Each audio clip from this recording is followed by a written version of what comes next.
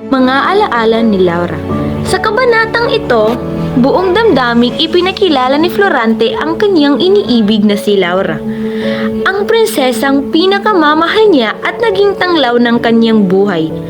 Sa kabila ng matinding dalamhati at paggagapos sa gubat, taimtim niyang ipinagdarasal na sana'y patuloy siyang maalala ng dalaga. Si Laura ang nagsilbing tanging pag-asa ni Florante sa gitna ng lahat ng pagsubok at paghihirap sa kanyang buhay. Sa kanyang alaala ay bumabalik ang matatamis na sandali ng kanilang suyuan. Mga alaalang ngayon siyang nagbibigay ng panandaliang kaligayahan at ginhawa sa kanyang sugatang puso.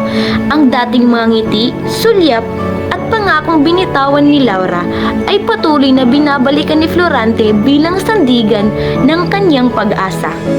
Subalit sa huling bahagi ng kanyang salaysay, unti-unting humahalili ang lungkot at kawalang katiyakan. Ipinagpalagay ni Florante sa kabila ng lahat ng kanilang pinagsamahan na tuluyan ng pinili ni Laura si kundi Adolfo. Ang guni-guni ng pagtataksil na ito ay lalong nagdagdag sa bigat ng kanyang damdamin at nagbigay tila isa pang sugat sa kanyang puso na ngayon pinipilit niyang tanggapin sa katahimikan ng gubat.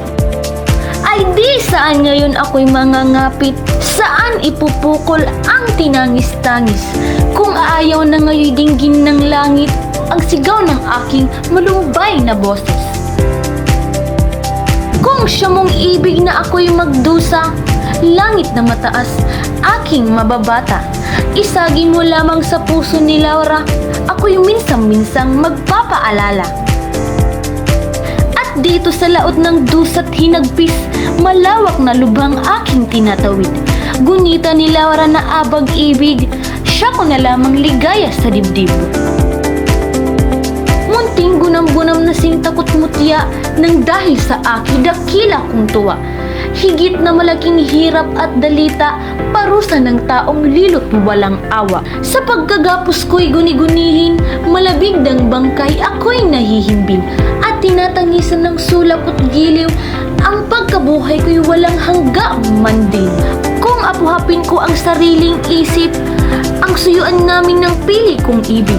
Ang pagluha niya kung ako'y may hapis, nagiging ligaya, yaring madlang sakit.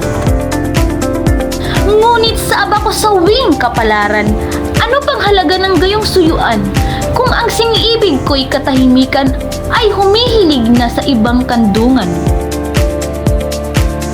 Sa sinapupunan ng kundi Adolfo, aking natatanaw si Laurang sinta ko.